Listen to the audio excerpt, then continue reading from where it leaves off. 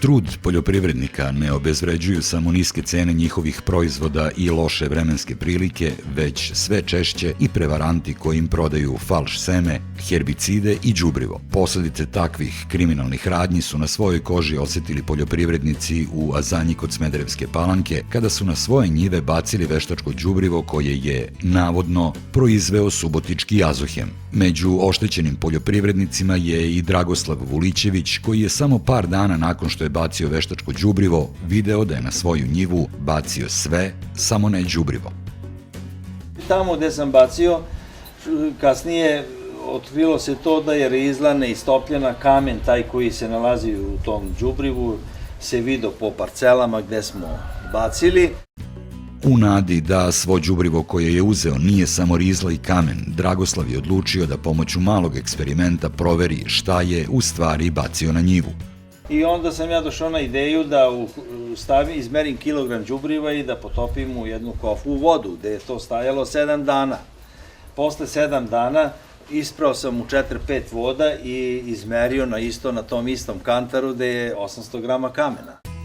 Da stvari budu gore, ni tih 200 grama ili 20% koliko se u vodi istopilo nije bila aktivna supstanca, već su to mahom bile ostale supstance koje su doprinele da kupci misle da su kupili đubrivo. Kada su Dragoslav i njegove komšije razglasile šta su otkrili, i drugi su ponovili eksperiment sa rastvaranjem đubriva u vodi.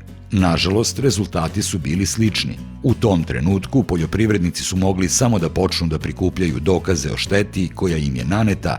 Ja sam pozvao sudskog veštaka da utvrdi da sam ja bacio na parcele ovu količinu đubre, da nije nešto da je ostalo. I ono što je ostalo, on je video da je ostalo to kući u vrećama.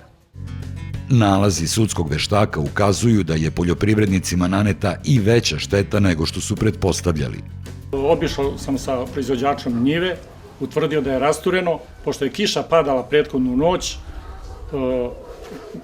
nimalo se rastvorio kamen, čista rizla, 100% ko kad se baca po asfaltu za vrijeme leda i snijega. Razliku koja nije utrošena na njive, u dvorištu kod njega izbrojali, napravili zapisnik, konstatovali da nema ni gram bilo koje aktivne materije. Veštak procenjuje da će zbog prevare sa đubrivom rod biti umanjen za preko 30%.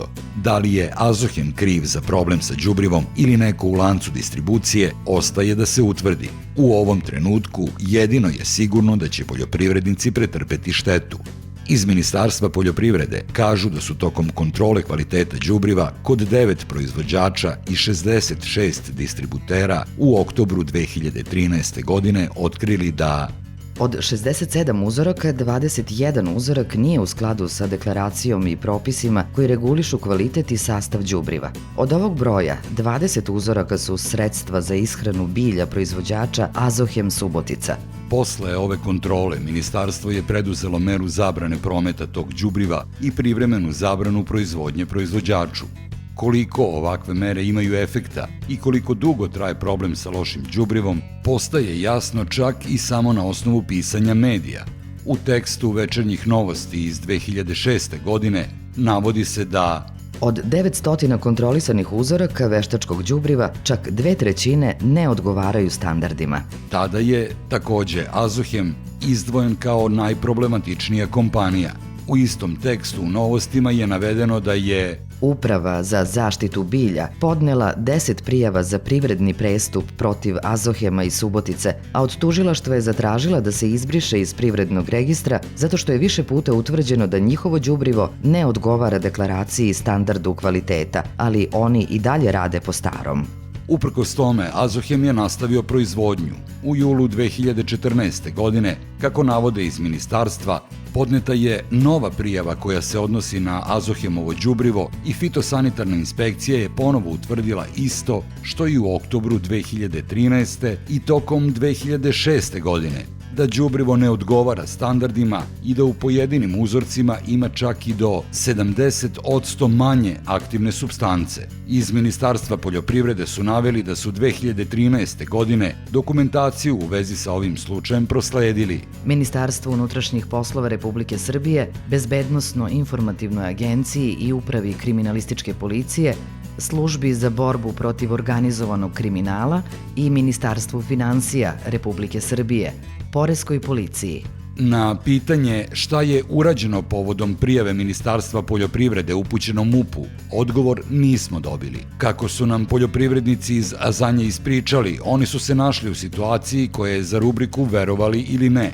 Umesto da im prodavci falš veštačkog đubriva nadoknade štetu koju su imali, oni ih tuže jer nisu platili đubrivo sa kamenjem i rizlom. Rodoljub Stanimirović, predsednik Zemljoradničke zadruge Azanja, od koje je većina poljoprivrednika nabavila đubrivo, kaže da zadruga potražuje novac od poljoprivrednika jer ima obaveze prema Makovici, firmi od koje je đubrivo kupila. Tu je zadruga u velikom problemu s obzirom da je zadruga mora da razduži Makovici ono što je uzelo od Makovice, proizvođači i taj jedan broj proizvođača ne želi da vrati ono što je uzeo od zadruge i zadruga je stalno u problemu. Kako predsednik zadruge tvrdi, Makovica traži od zadruge da plati to đubrivo i ne bavi se kvalitetom robe koju je prodala. Iz Makovice su nam potvrdili da oni ne planiraju da preduzmu ništa povodom toga što su navodno prodali rizlu umesto đubriva jer Nemamo nikakav zvaničan dokument na osnovu koga bismo podneli prijavu.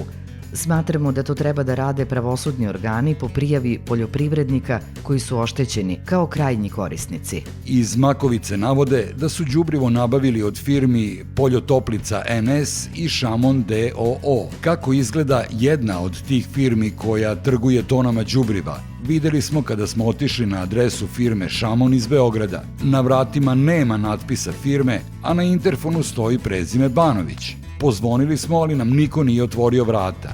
Iz ove firme smo dobili odgovor da ni oni nemaju nameru da podignu tužbu jer Mi nismo proizvođači predmetne robe, niti smo istu deklarisali, tako da smatramo da nemamo nikakvu pravnu odgovornost povodom kvaliteta veštačkog đubriva. firma Šamon je, kako navode, đubrivo kupila od firme Molimentum iz Kule. Predstavnici ove firme su nam kratko odgovorili. Za sve informacije obratite se Azohemu iz Subotice. Mi smo od Azohema kupili to veštačko đubrivo sa deklaracijom. Od firme Azohem iz Subotice nismo dobili nikakav odgovor, a računi ove firme su tokom poslednje 3 godine skoro 600 dana u blokadi. Poljoprivrednicima iz Azanje ne ostaje ništa drugo sem da tuže zadrugu i tek tada će zadruga i druge firme u neverovatno dugačkom lancu distribucije đubriva imati motivaciju da tuže svog dobavljača. Međutim, i dalje ostaje pitanje kako poljoprivrednici mogu da znaju kakvo đubrivo kupuju u zatvorenim džakovima. Državnim organima teško mogu da veruju da će sprečiti distribuciju nekvalitetnog đubriva jer se svake godine dešava da na tržište dospeju velike količine falš đubriva, a od 2009. do 2013. godine u Srbiju je čak uvoženo đubrivo sa 3 puta većom dozom radioaktivnosti od dozvoljene. Jedini način da se poljoprivrednici zaštite je da urade analizu đubriva pre bacanja. Analize količine aktivne supstance koštaju između 500 i 2500 dinara, a mogu da se urade u poljoprivredno-savetodavnim službama AP Vojvodine. Poljoprivrednici iz drugih delova Srbije mogu da pošalju uzorke poštom.